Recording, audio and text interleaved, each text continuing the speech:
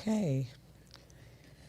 So, welcome to yet another week of Speak Harmony.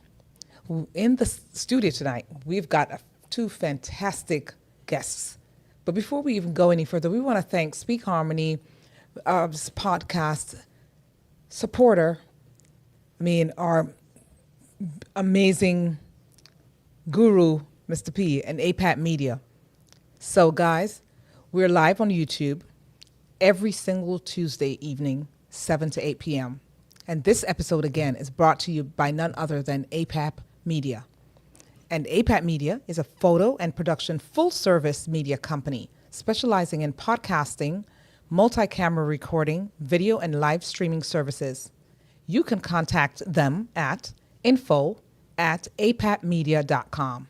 That's A as in action, P as in production, A as in always, P as in perfection. That's info@apapmedia.com. Thank you for joining us. Now, don't forget to like, share, view, get everybody tuned in because tonight you definitely don't want to miss it. Now, Sister Sharon is reaching out to us from another place. How are you, Sister Sharon?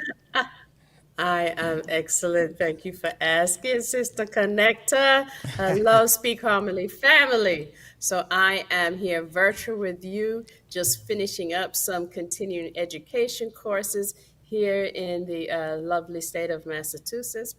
Boston, I want to make y'all jealous. I was just in Martha Vineyards, just chilling around, walking around, and having a good time afterwards. And then I was like, okay, let me make sure I get back to business. So I am here. As usual, I bring what's the national day? Today, August the 12th, is National Vinyl Record Day. Are Now, you I kidding? know all of us in the studio can remember the good old vinyl days. Yes. Yes, we Absolutely. can. Right. Yes, yes. Right. And so the vinyl records actually, we came out of the mainstream as early as 1991, and we knew that CDs and now, we have all these other live streaming type of ways of playing music. But, vinyls are still dear to my heart. And then, but since 2006, that still sell vinyls, and that has continued to rise. And even more sales was by 2012, they will still be hitting the market. So if you have an old vinyl, don't throw it out. There may be a comeback. So check it out. I I am have. loving it. What do you think about that? I What like do you it think because about I've got that, a Sher? You have your vinyls? what? My father left a whole carton, a trailer load, Yeah, a trailer load that's of true. vinyl. I didn't know what to do Yeah. with it. But then I realized I see it slowly. And I see a lot of young people with their vinyl players. I mean, they're, what do you call it, players. And I'm like, what are you doing with that? Retro. So I'm thinking I'm Retro. going to invest in one myself so I can hear that music from back when. I'm talking about 40 years ago. So yeah, Absolutely. I like that idea. I like that idea. But I don't want to delay. I don't want to cheat us and cheat our audience out of what we have in store for them, Sharon. Let's All get right. into the No. meat of the matter. So just go Okay. ahead and So introduce the first yes, I would guest, like our man. first guest. I'd like, we have two that are going to be talking with you today. So we're not really splitting up the segments because we can't separate the two. They have a wealth of knowledge that we'd like to share with you. First, I'd like to introduce my brother, my colleague, my partner in life coaching, Reverend Dr. Jerome Mosby. How Wow. you Greetings, doing, greetings, Dr. J? greetings, I call him everyone. Dr. J. I Yes, call him yes, Brother Kofi. You know, he's the yes. man with 100 names, but everybody knows the voice. Yes, Everybody sir. knows the Give voice. thanks. He is definitely the co-founder of Transcendent Life Coaching Institute.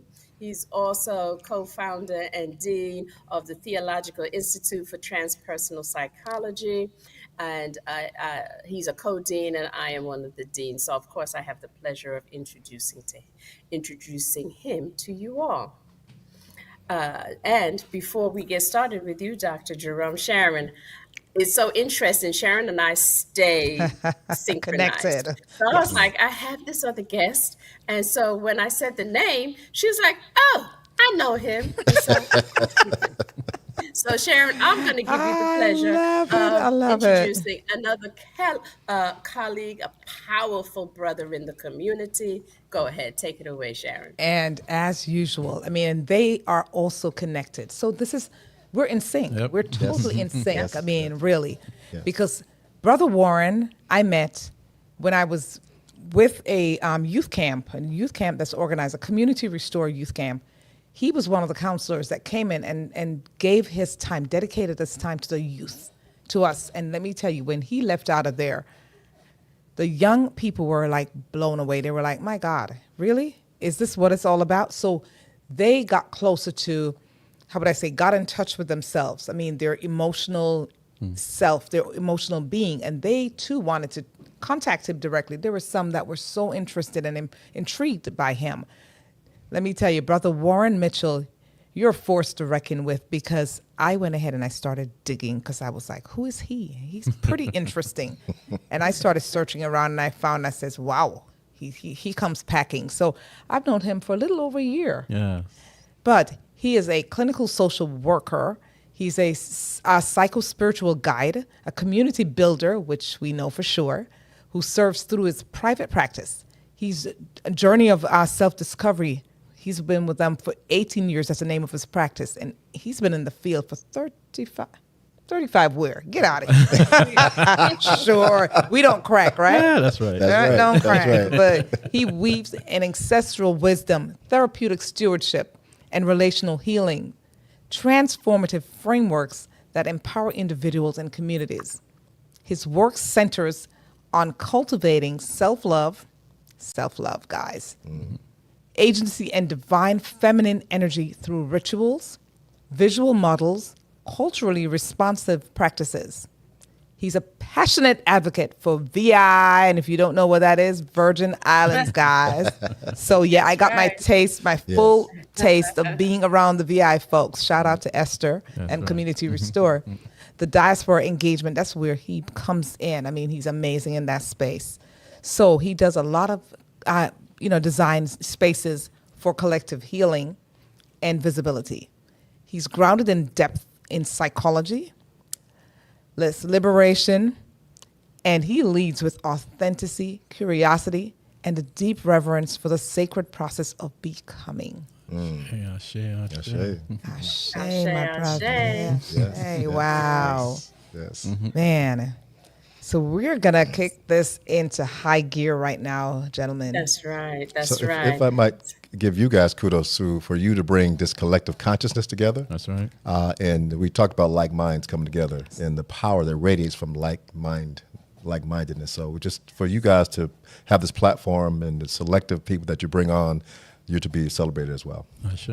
Ashe. Oh, give thanks, Wow. give thanks. And Ashe. appropriately named, right, Sister Sharon? Speak harmony, Of because course, that's what speak we do over harmony. here. We speak harmony. Bring unity in the Bring- community. Yes, collaborating, because there's no space for competition. That's right. There's no space for competition. We set it, and we're like, listen, this is how we've set the bar.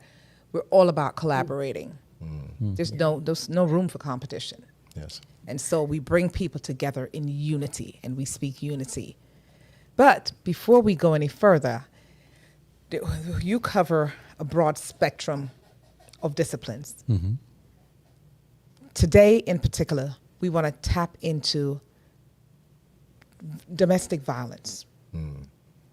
It covers such a broad spectrum of things, and it comes from different angles.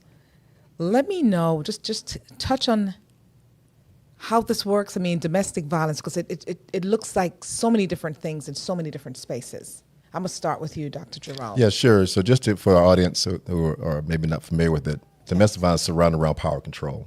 Yes. That is the theme of that idea, whether it be male or female. And yes, there are women who also are perpetrators of domestic violence. Yes. I just need to say that as well. So, but yeah, it's around power control, and it's around really systemic narratives that are developed over time with individuals who have really been involved with some level of trauma themselves.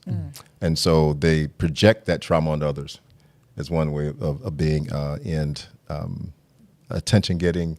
A lot of different areas. It's case by case scenario, but the general theme around that is there's a brokenness somewhere in that individual's life, and they seek to find it through ways of violence, whether it be verbal or physical, to a form of expression. And certainly we don't condone it, but we know that there's a release that the human body requires.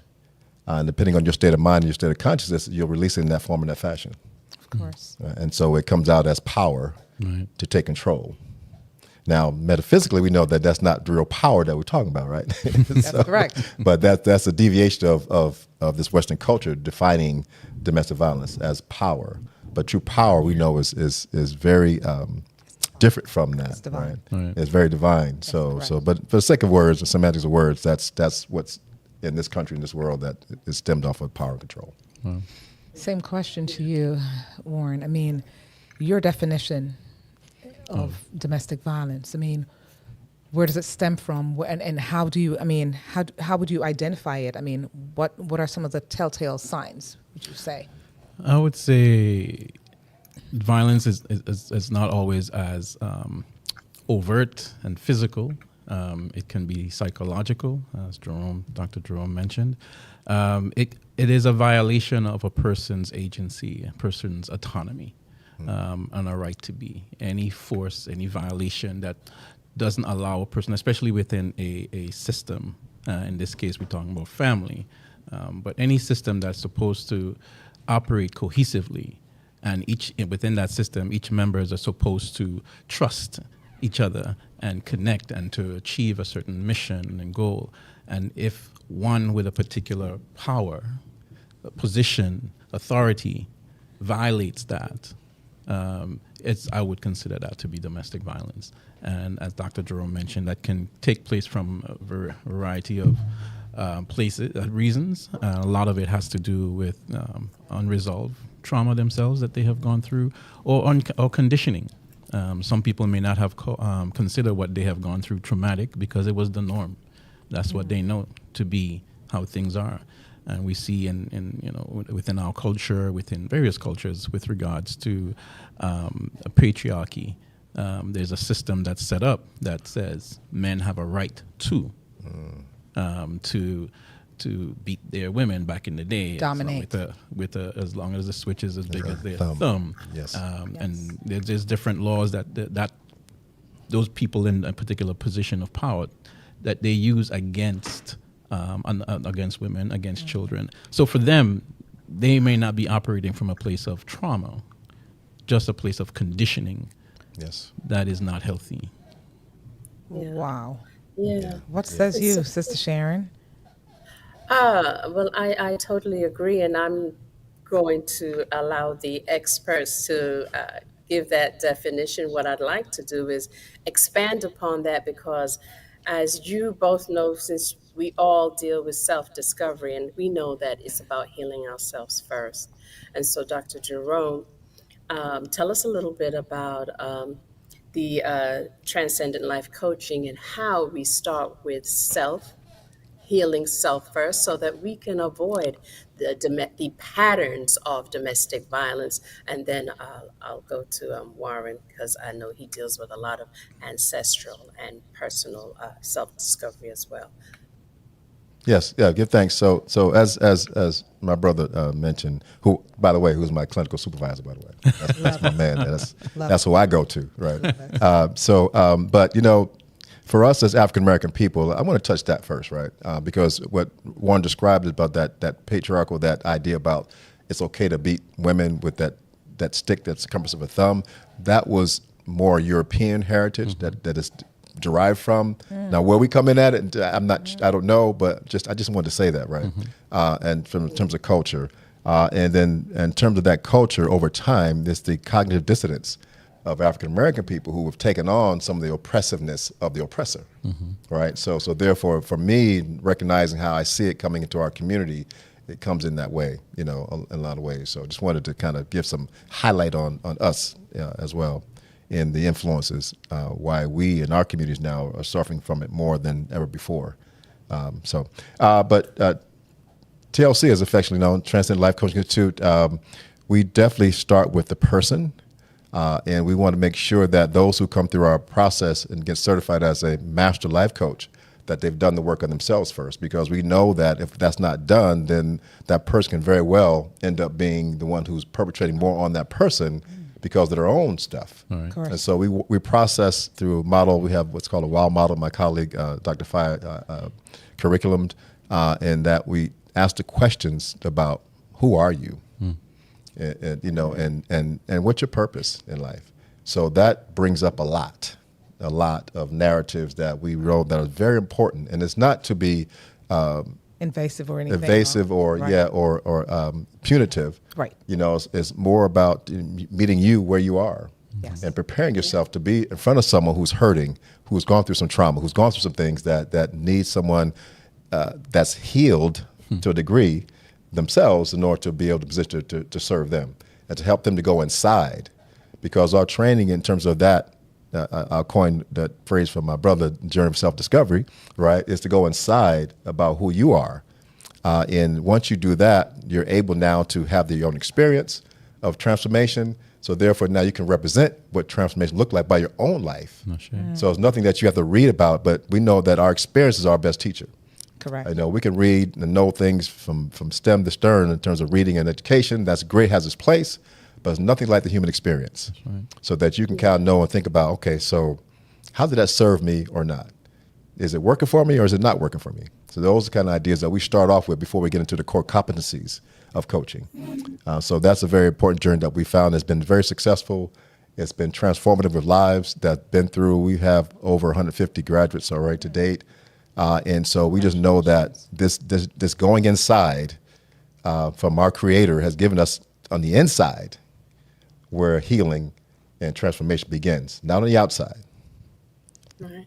And you know And so I what? bring that Go up. ahead. I defer that to Dr. Jerome, Sharon, because we know that as you were talking about domestic violence, it is the healing starts within ourselves first. And if we understand some of the trauma that we've had and the patterns and recognize the patterns and the cycles that we're going through with our own particular family dynamics, then prayerfully we avoid the domestic violence.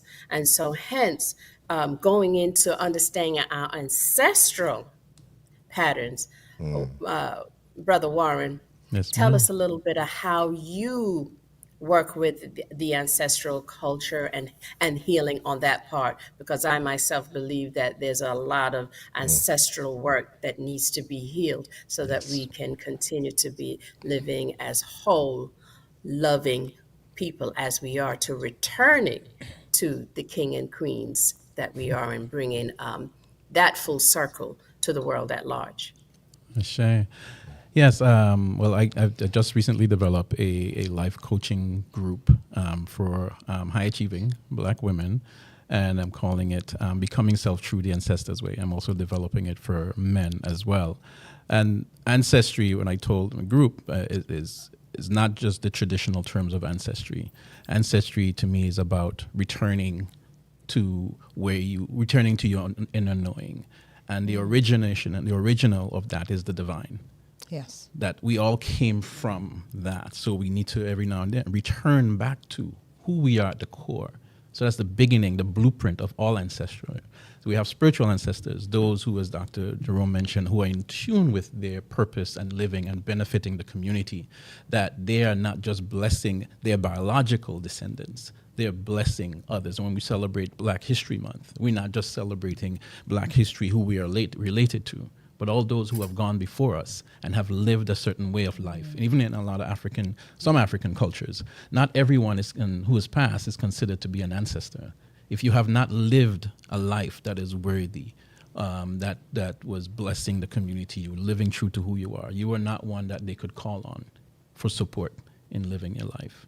So ancestry can also be biological. Ancestry can also be the nature. Nature holds a lot of experiences, a lot of energy from people who have gone before us and have lived. They have witnessed the earth from its origin, And there's stories within them that if we spend enough time with them, that we can get to better understand who we are, who the divine is, because they are expression of the divine. No matter the worst of when I say worst, the animals that we don't even like being around, whether it be frogs or snakes or bugs, are expressions of the divine. Yes. And if we take a certain perspective on that and look to see it from that perspective rather than from our anxiety or fear, we see beauty, we see brilliance.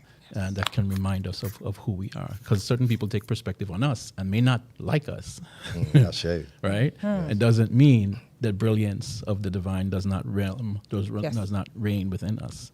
And so I see Ancestry from that perspective and helping my clients to return to who you are. The discovery is not something new. It's something is within. Yes.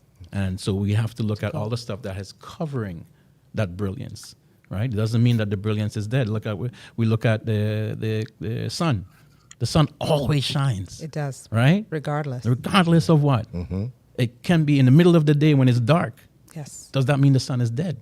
Yes. No. Still shining. So when the darkness of your past experiences, what you may have inherited, what you've gone through is covering you from seeing your brilliance, it does not mean your brilliance is dead.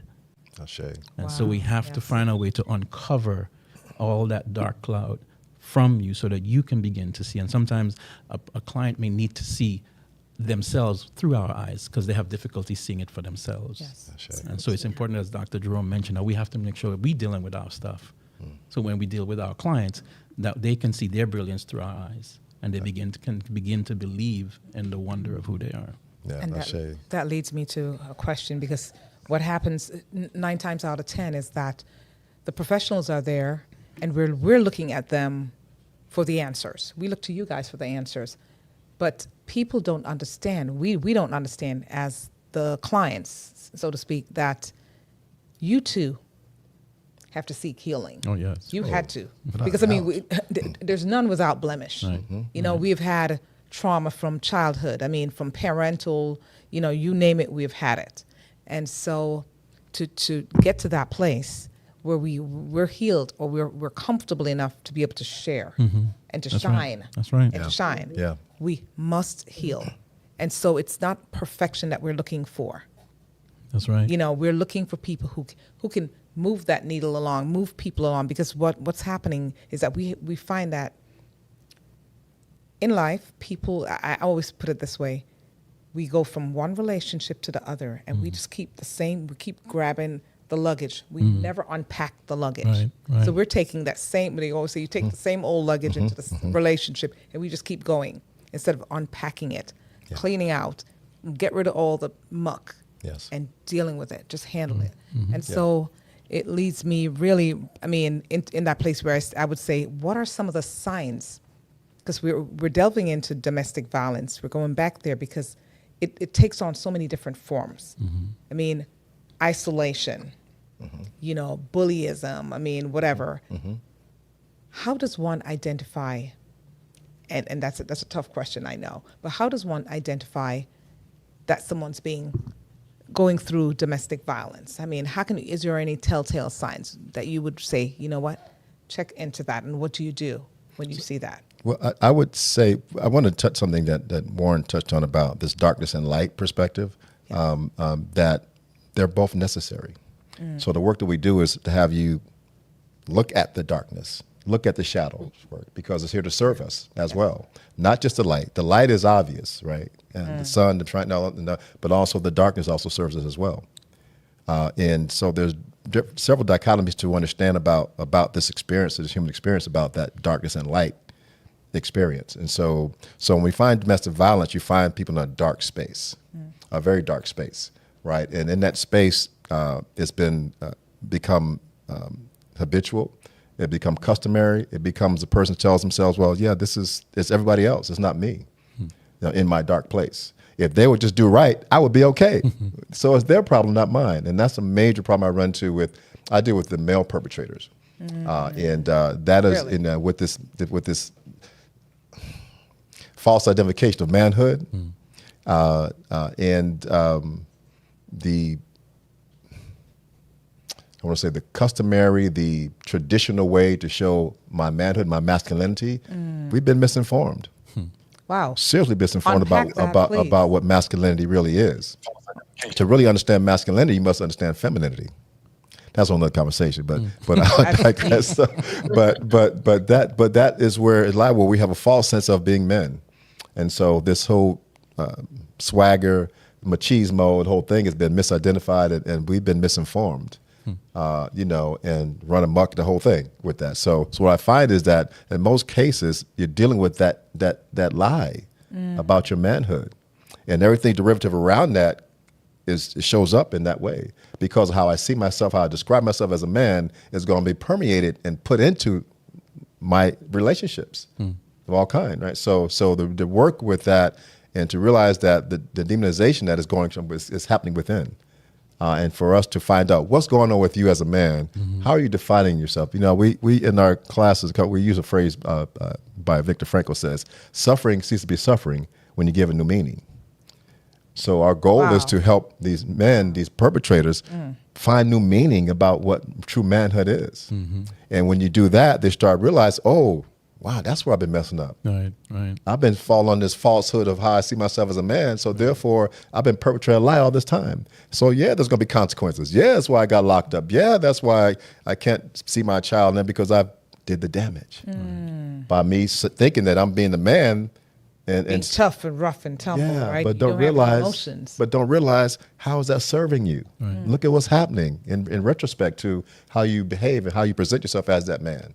So for me, because I deal with men specifically in domestic violence, and learning and listening and knowing also from my own male experiences, can identify, re-identify how I've transformed and how I did it versus what's not happening over here. So I believe that shadow. That darkness prevails with those who are involved in that language, that self-talk, that narrative that they have to defend and to manipulate through that idea about who they are.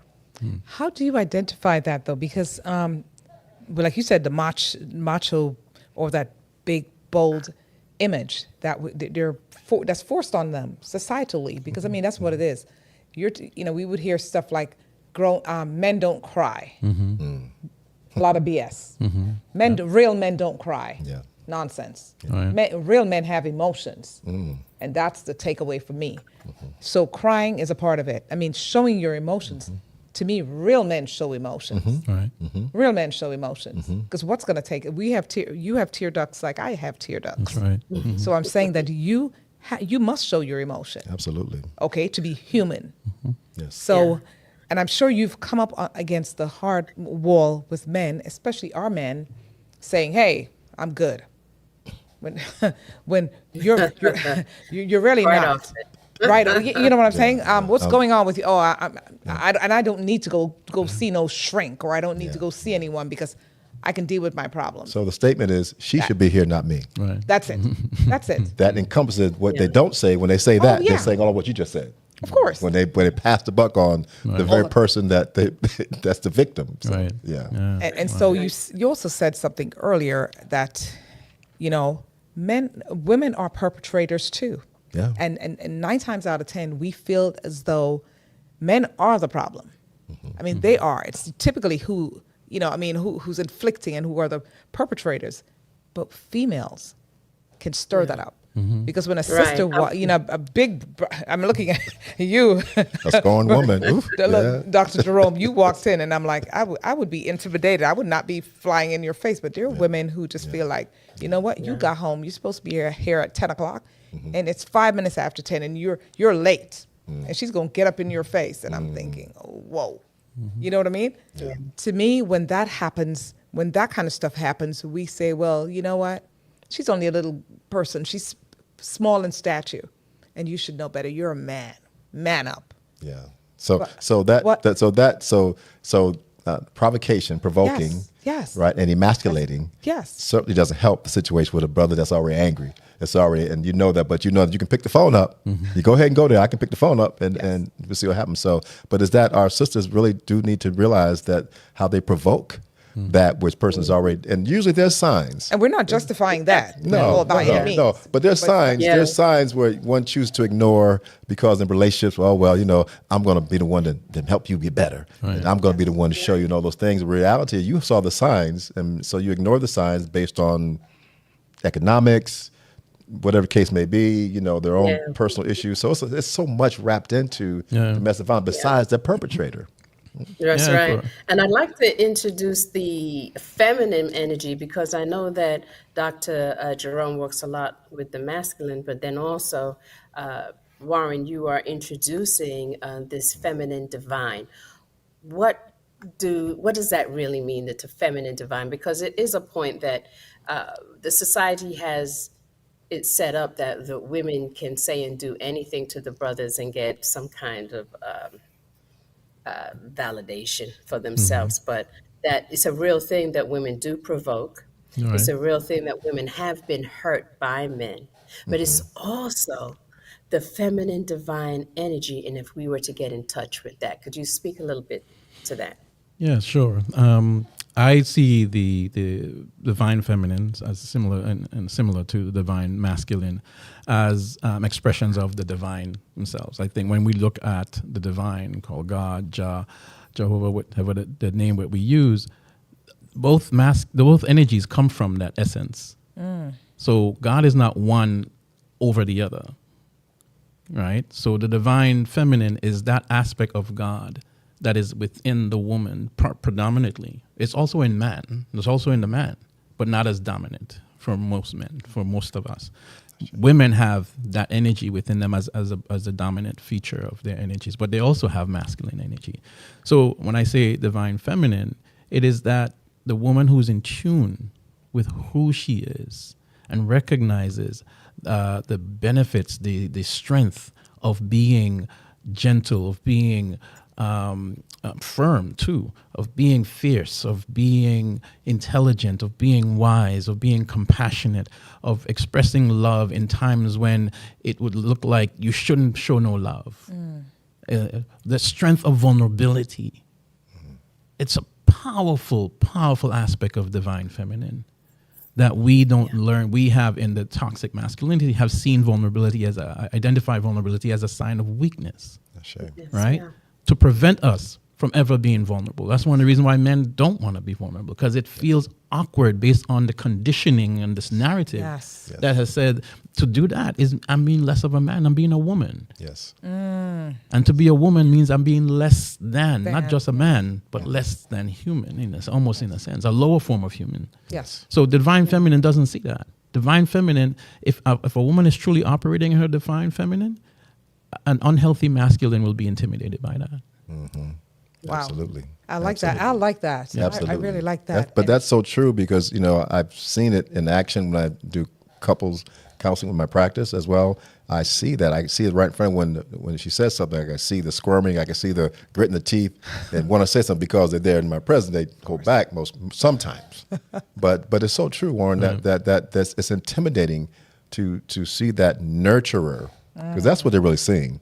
They take it as non-nurturing, as aggressive, but it's actually nurturing. It is nurturing. And so because men have issues with their own nurturing ability, and a lot of times I ask men, so those who are blessed to have daughters, I said, think about how you feel about your daughter. That presence, there's an innateness that we know as men to find that nurture when it comes to our daughters. Your daughters, right? of course. Right? And so I had to, when I do that, it gets quiet, and it's like, yeah, I guess I am a nurturer. Oh, yeah. But the defense was, don't say that.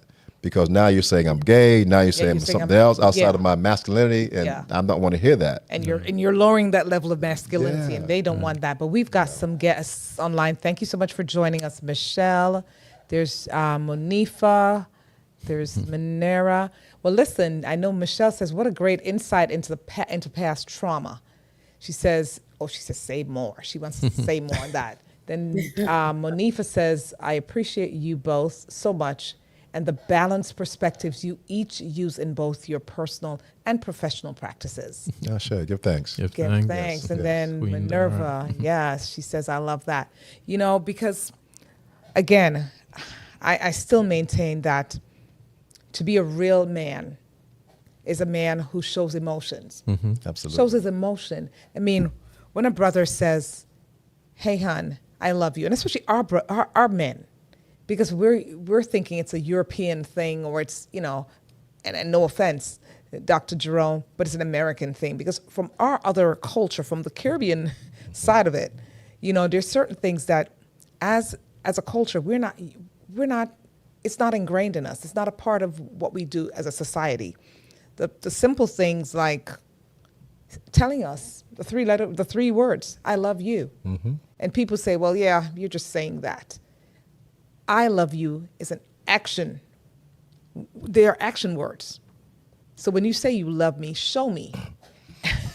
And brothers would say, "Well, I show you. I love you because I pay the bills and I take care of this and I take care of that." Yes. But I don't call that love. Yes. That and that is the Unpack main that issue. for me, But please. the real issue is, how are you going to express love when you don't show love on yourself? So when the men don't recognize how to love themselves, they don't have within them to love someone else. But they don't really know what it is. Right. And they maybe open up Webster Dictionary and read the definition, but to actually actualize it is to be able to start with self. That's one of the things I work, and I've been seeing some response from men when I introduced you about loving oneself. Self-care as a derivative of loving self, Yes. right? Of loving self is also self-care. And so I use the derivative of the 5 love languages as an example to give them a blueprint of what does that look like for you loving yourself? What areas do I target about my life? So I use the 5 love languages as a target template for them to start learning. And I'm telling you, since I've been doing that, I've seen a major shift because they haven't been introduced to that, Yes. right? So we have to be responsible for what we know, but what we don't know can really be accountable for what we don't know. Right.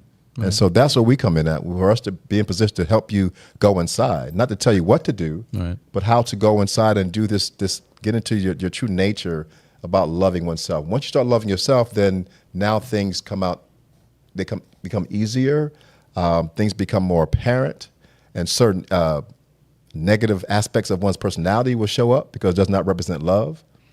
So I'm a firm believer in that the work is to love oneself first That's right. in order to be able to share and give that in an identifiable, real way Yes. than just the words themselves. And what our guest is saying, how do you let our black and brown men know that therapy is not a bad thing? Ooh. Yeah. I think one of the ways to do so, many men come in thinking they're going to be bashed, right? Yeah. Especially if they come in with women, their Yes. mothers, their daughters, not their daughters, but their sisters or yeah. friend, that they think that therapy is about me Tear them being a down. bad Yeah, man, yeah. what I did wrong, right? And so for me, I see therapy as a space to help you discover the brilliant wonder of who you are, That's right. right? The negative behavior may have brought you in, but if I can help address the negative behavior, I want to know who you are, Yes. right? And sometimes many of them have not been told that, have not had experiences where people witness them or experience or engage with them from their brilliance. They've been engaged with from what they have done, good or bad. Yeah. Yes. Yeah. Yes. Right. Yeah. And So then they haven't been introduced to themselves. No. And that's Right. what you do, introduce them to themselves. It's so important. Sorry to cut you off there. But I just had to chime in there because as someone who also does couples coaching, I agree with you, Dr. Jerome, that a lot, and Warren, that a lot of the couples who come in, they think the men are being bashed. And I've gotten that where it says, "Oh, wow, I thought you were going to just talk Right. bad about men," but it is about understanding not only themselves, but the perspective from their partner's viewpoint. And so we get them to really listen. So therapy and coaching to be effective is about, for couples in particular, is about allowing them to listen to each other from the heart. That's And right. so those are the things that we do. And when they get in touch with their heart, they can really get to hear themselves from their partner's perspective. And Right. so this is also Yeah. how we help to make the shift. And I still want to take this time, Sharon, to ask the viewers. We love your questions, so thank you so very much. Keep the Yes. questions going in. And I Yes. know someone asked about trauma and asked us to speak a little bit about that. So Yes. either one of you, would you talk If a you little could just bit talk to about that. trauma? Yes. we need 2 hours. There's so much I know in this. that's right. Oh wow. This Yes. human behavior, the science of the humanity, this human being, our beingness is so complex. Yes. So there's never really one answer because the people that we see, there's case by case. Certainly we understand behavior. There's been studies about certain types of behavior that relegate to trauma, those kind of things. But we know it's beyond just what we see. It's what we don't see that's traumatized the person's thinking from an experience, from that traumatic experience. Is not always vocalized. Right. We see the behavior, but to get to the nuances of where it comes from and how did it come up for you it requires digging. Yeah. These kind of questions that we ask to kind of get to open the person up to reveal that innermost trauma. Yeah. Trauma is not just seeing someone's head cut off or someone shot. It's something that's really disturbing of an experience of a person. Right. For that own individual experience and what they go through is their trauma and how they define it and how they've experienced it from siblings, parents, situations, peer pressure. It's just so many nuances around trauma and how it occurs. And that's, and in the field of trauma, what they deem to be what the trauma is not what happened to you. Yes. Is what happened inside of you because of what happened to you. So your perception of what happened, right, is what causes the trauma, is what you take with you. So while the experiences could have been 20, 40 years ago, if you haven't healed from the story that you told yourself when that happened, you are taking that with you. And that's why a lot of times when you experience something similar, reignites Yes. because the experience is still in the story that you have not modified Yes. about what happened to me. Yes. And so a lot of people, it's about trying to understand, as you mentioned, Dr. J, about what did you tell yourself when that happened, right? What would you prefer to be telling yourself now? And then how do we get from there to here? Yes. I like that. What do you tell yourself? I mean, Absolutely. you're 2 years old and you're traumatized. Right. I mean, what do you tell yourself? How do you receive that? How do you take that and you break it into pieces and store it away? Yeah. Because that's what it is. We have stuff that we just keep dumbing down. We just keep storing it away. And we think it goes away. Yeah, No, it does. it doesn't go anywhere. And we hide when we do that. I think there are 3 parts to who we are as human beings, and each of them have a DNA. We have a spiritual DNA, which is the DNA of the divine, our brilliance, always within us. We have a biological DNA, which is where we hear that from. And even within our biological DNA, through the field of epigenetics, we can see that things negative or positive can be passed on and stored within our cells. Yes. Right? And I believe we also have psychological DNA. This is the DNA that we hold on to, that forms our identity, that this is who we say we are. That is come from learned behavior. Yes. Yes. Right? Yes. And so the learned behavior, the ideal in parenting and guardianship and the village responsibility is to help the person's psychological DNA align with their spiritual DNA. A shame. But in many cases, it's a contradiction. It's not what it is. And so we are living thinking this is who I am. No, this is what you have gone through. Yes. This is what you have learned based on what you have gone through. Who you are is still within. Yes. Yeah. And our role is to try to help them uncover and discover that. Conditioning, indoctrination. Right. Yes, I mean, it's all of Western it, that's- culture. It is. And so we just adapt. We just go Right. and someone else, man, the lines are lit. They're saying many West Indian men were raised in environments where love was rarely expressed openly. That's right. Yes. And as a result, they were not taught how to communicate affection in words, or gestures. Yeah. That is so true. Yes, That is what I so, can so do for true. you. Yes. The house, clothe you, car, those Right. things. That's love. That's love. That's love. It's like, what what's else do you want? Yeah, what What else is- you want? Right. Exactly. Yeah. I'm showing you love. And then the women are saying, yeah, but you don't get it. Yes. Yeah, I appreciate that. Right. Don't get me wrong, but Right. I want to know you. I want to feel you. Correct. I want to feel your heart. I want to go inside for you to be able to feel comfortable and safe from telling me your innermost thoughts. Yes. Your secrets, those things that are really emotional, that frees you emotionally by being able to express it. It's the suppressing of our emotions as men is the damage. Right. And it's become normalized in our communities about the expression of love. It's about things. It's about the monetary piece. It's the physical things, and all those things. Well, it has its place, but really it's not the place. It's not our nature. Yes. It's getting back, as Warren said, getting back to our true, the natural ability to express God in this form, Right. Right. which is love. And you know, Somebody else and you says know, this. Dr. 1 J. second, share. Give me one quick second. 'Cause Sure. someone is saying over here, I agree. She says, also, our men seem to be ignorant, well, lacking information, and hesitant, really, that's what it means, or unable to believe in mental illnesses as a real factor in certain behaviors in our children. So that's another sticking point right there, because again, we're now in the 21st century, we're now believing, and there are, we must admit, there's some men who have accepted, who have gone for counseling, they've sought counseling because they've realized there's a space, a safe space, Right. and it's a thing. It's just like you go to the doctor, you to do a surgery. Well, guess what? We got to start with our emotions. Right.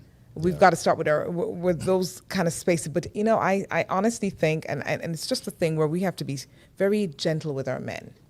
We have to start that way, and I believe that the emotions we've got as women, we have to learn how to be more intentional about how we speak to our men, how we approach our men, because brothers are facing and I'm just apologizing to you right now, and it makes me very emotional because you guys have borne the brunt of the mess. Let's just say it that way. And as women, we've been a little more fortunate because we'll get passes, you know, but with you, everything falls on your shoulders. And so when you're out in the workplace, in the workforce, or when you're outside of your house and you're mistreated, and then you get home and you're mistreated, ladies, and I'm going to stare right over there in that camera share and tell them, as ladies, we need to, and I'm speaking to myself, we all have to be different. We have to be careful about the tone even in which we speak to our men.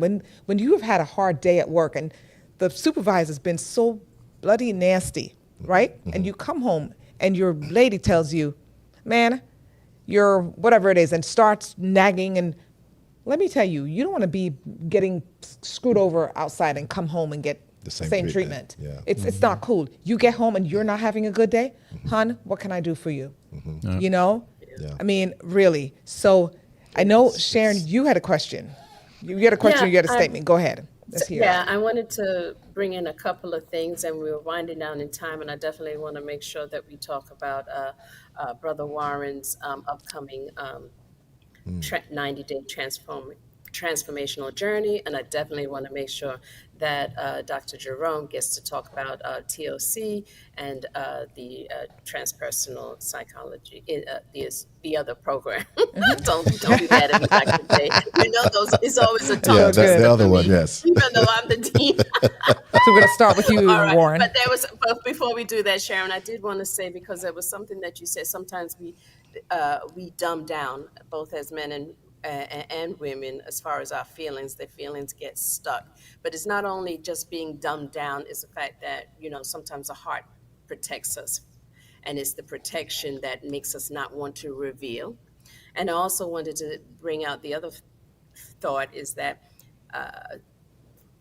women are also afraid to show their vulnerability because they've dealt with betrayal and hurt. So that is also another component to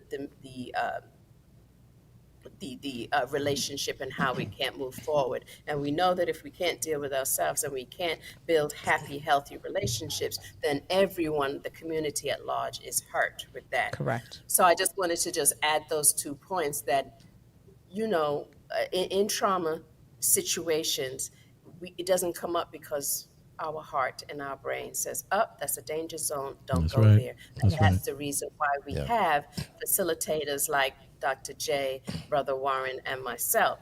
So with that being said, Brother Warren, you have a fantastic event coming up in the first week of October. Can you tell us a little bit about that?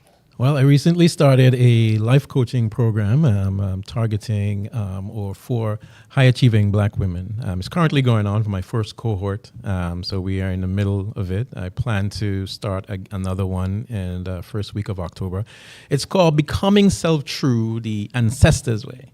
And it has 4 phases to the program and to the process. And it starts off, and it's also in line with the seasons of winter, spring, summer, and fall. And so the first one is about authentic power. This is where we focus on helping women and people, because I'm also creating one for men.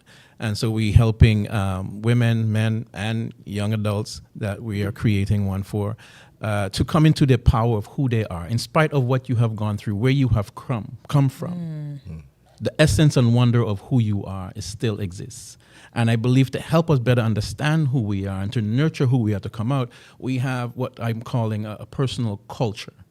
Each person have a personal culture. I have 12 elements of what helps create that personal culture to help you rise up, or it can, if it's not nurtured, it can help stifle you. All right, so we take a look at that. The next phase is personal governance. In personal governance, it says, I recognize that I am worthy and I'm enough, but I'm also now responsible for taking care of myself. And my past does not dictate who I am. And I have to now rewrite the story that is more in alignment with the wonder of who I am. So we start off with helping them develop what I call a personal constitution.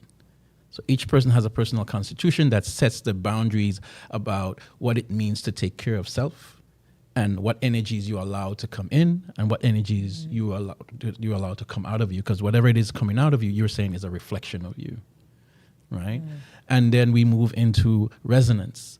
And this is where we're saying, now that I know who I am, I have set boundaries in place to understand how I am. I'm now going to learn coping mechanism of how to deal with life when no matter what comes my way. My responsibility is to live with integrity in reflecting that, using this experience to help me, as Dr. Jerome mentioned about the darkness, whatever it is that comes. If I stand true in being at home with myself, I will learn to use that thing for my good. Wow. And then the final phase is about meaningful impact and legacy. Yes. So now that I have come through this process, I have a responsibility to my community. I have a responsibility to family. I have a responsibility to my working environment. I have a responsibility to teach people to do the same. I have a responsibility to leave a legacy. So I'm being intentional, recognizing I want to be an ancestor that will be reminded about just who I am, but what I'm about, an ancestor who can be called on if need be. And so I am responsible for being in my roles as father and mother and supervisor, big brother, big sister, whatever role that I play that I have influence over another. I am intentionally being reminded that I have an accountability and a responsibility to reflect to that person the brilliant wonder of who they are. Wow. So you know what? And tell the folks where they can get your information, because they're going to want to get in touch with you and sign up, because this is powerful. I'm going to get on board for sure. So my email address is ajourneyofself@gmail.com. That's ajourneyofself@gmail.com. I'm on Instagram at warren.mitchell.inspires. All right. And then you can also call me at 770-882-4240, 770-882-4240, and my website is journeyofselfdiscovery.org. Perfect. There you have it. And Dr. Jerome, go ahead. To that, Sharon, I have Yes. to add to that before we switch to Dr. Jerome, to entice people to come on. He also has a workbook that goes with this. Yes. Ancestry, the sacred way, where it is rooted in the system to help you integrate and grow into who you are. So it's not just lecture and activity. So you it's also get the work to do It's it. a live. We have it was 3 weeks for each phase. The first and third week is a live Zoom session, and then we have an Ubuntu group, a WhatsApp group, where they communicate. I send weekly notes, an encouraging word based on the topic that we're focusing on that week. They can encourage each other. Talk about the struggles that they're going through and asking for guidance and whatnot. And so each week there's a module. That module is what makes up the workbook that you talked about. Oh, interesting. Excellent. Okay, so Dr. Jerome, in the last few minutes that we have, man, Yes. gosh, people are begging, by the way, online, Yes. to have you been back again. So I'm just saying, We can do that. You just let us know, right? Yes. Absolutely, thank you. So the Transcendent Life Coaching Institute, the experience of transcendence is a major part of that. And it's an 8-month program. It's 1 week in a month. So you know in advance each month what your week is going to be. So you can schedule that into your calendar. And we work on, the WOW model helps us work on oneself to rewrite this story, but with them telling themselves. We also have a part of that process, what we call crystallization and the purpose effect, to realize that everything that happens in our life is purposeful. Everything, not one thing that happens is not purposeful. So how do we redefine what the purpose is? That's the challenge. Are you willing to get the lesson from these life experiences? So we go through that first, then we get into the core competencies of coaching, obviously, right? And we introduce a little bit of transpersonal psychology as well. And they also can get a CAMS 2 certification in anger management, which is something else also. They learn how to speak in front of the camera. We have a professional to come do that, help you set up your business model for that. You come in, we get that service as well. You get certainly ample time to do your practicum in coaching at a certain part of the, once we get to a certain level. And it's just a lot, and just go to our website, transcendentlifecoaching.com. There's a lot more information on there. You can reach me at 404-797-1363. My email address is powerwithinjm. That's POWERWITHIN as in Nancy. The initials of my name, J, M as in Mary, at gmail.com. And we call it a master's program because it's about self-mastery, not perfection. People can get that confused, that if I'm a master, I'm perfect. No, well, they call the Christ master, right? But it's that self-mastery that we work on, and it's our first class is done as a retreat, and it's a beautiful experience. We've done that. That's kind of something unique that my colleague, Dr. Fay, discovered that works well for the communal aspect, getting away from society, getting away from the job and the kids and all those things. Just focus on the teachings, right? So that's the first, and then the last class, which is the master class, also is a retreat. Oh, wow. And so the classes are for those local. We recommend that be in class. The in-class experience is not like no other. Wow. However, we do offer hybrid for those who are out of state. We do work with, but we do ask that you come in for the first class and the last class. All right. So there's a lot involved with that, and I welcome the calls and for you to check out our website. There's so much more. And then the Theological Institute of Transpersonal Psychology, we give a Master of Divinity for that. Transpersonal psychology is known as the fourth psychology, spun off of humanistic psychology, where we know that we're more than just a diagnosis. We are human beings. So if you don't include the human aspect of it, you're missing a vital point of the individual. For real. You're just on the surface. Yes, right. And so all you're doing is to diagnose, is to give some psychotropic medicine. And we know we've been endowed with all the medicine we need at birth. Listen. So, we don't need no more. But this learned behavior, as Brother Warren said, that's the dissecting of our natural divine selves. It's right. all this external stuff. And then you talk about the Western culture, that's a whole other conversation. Yeah. So we've been embarked, and I mentioned earlier about cognitive dissonance.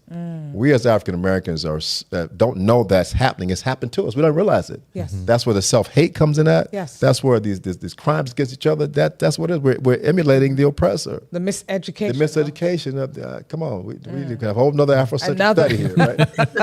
but not knowing who we are is the element. So the work that we do, the coaching and the things that we offer, is a direct connect for finding out who you really are. That's right. And Wow. and when you do that is when you find purpose. And when you have a purposeful life, your life changes. That's Yes. right. And so we want to thank our guests for tuning in again. We see Sister Monifa saying thank you to the hosts. You're welcome, my sister. I've been blessed to experience therapeutic education and support from both of these men. So I'm totally enjoying seeing them together on your platform. Blessings to you, sister. And then Shauna says, this has been an excellent conversation. Thank you. Another person, Tracy, says, great stuff. I mean, they're just saying such an enriching conversation. We thank you. We thank you for joining us. We give thanks for you. That's right. Give thanks. We give thanks for you. And this is what we're doing. And we're going to bring these gentlemen back because it doesn't stop right here. It's just starting. Mm-hmm. We as a people, we need to heal. We've been imposed on. We've been forced down for too long. Yes. And guess what? I'm going to say it, that we're rising up and we're standing up. We're standing up and we're rising up because guess what?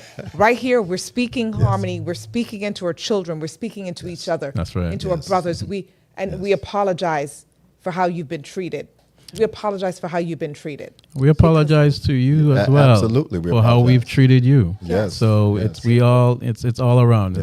There's no Yes. real victim here. No, We we're have just here been- to heal yes, and heal so- together and grow It's together. reciprocal, That's right. right? And That's so it. we the work that Warren and I do, particularly with our men, is so necessary and for that. But it goes both ways. I mean, certainly there are personality challenges on both feminine and masculine. Absolutely. But we, unfortunately, we live in a dominant masculine society, so it stands out. That's right. Yes. And so the prisons and all everything represent that masculine society, but at the same time, it represents the problems in It does. masculinity. So It so does. we're here to rewrite that story. That's right, brother. Right, about what we do and be the example and be the demonstration of that. Yes. And that's what's important because our young men and young women they need to see that. They look at us. They're looking at us as a demonstration. What they see, they emulate. That's right. Yes. You know? And so we're going to close out, but any final words? Dr. J, we're going to start with you. Speak into that camera and just give a final word, and then Warren, you're going to do the same thing, please. Final word. A few words. That's a little tough for me, no. But so what I will say to the audience is, love thyself, know thyself, and once you do that, you'll see how your life will change. Oh, shame. Yes, and I would like to say thank you all for listening in, joining in, and participating in the discussion. Final word, we are truly brilliant beings. Ashe. Our imperfections are not a reflections of our worth, but our imperfections can be used to reveal the brilliance of who we are. Ashe. Don't run from it. Don't chase it. Don't ignore it. Don't stuff it. It's a valuable raw material that can be used to reveal our brilliance. Ashe. Ashe. And so on that Shay. note, we're going to Yes. close So out. it We is. thank you so much. And thank you guys. To be continued. Yeah, thank you guys so much for this platform and Dr. Sharon. Thanks for sharing, Sharon. No, Absolutely. but we appreciate you and this work that you're doing is so important. So continue and Godspeed to both of you. Blessings to you. Peace. Ashe. One love. Yes. So until next week, same time, same place, we're just going to ask that you tune in, view, share, and just keep sharing because this is how we get the word out to our community. So until next Tuesday, we want to say thank you for joining in. See you. Peace and love. Blessings. One Peace love. and blessings. Ashe.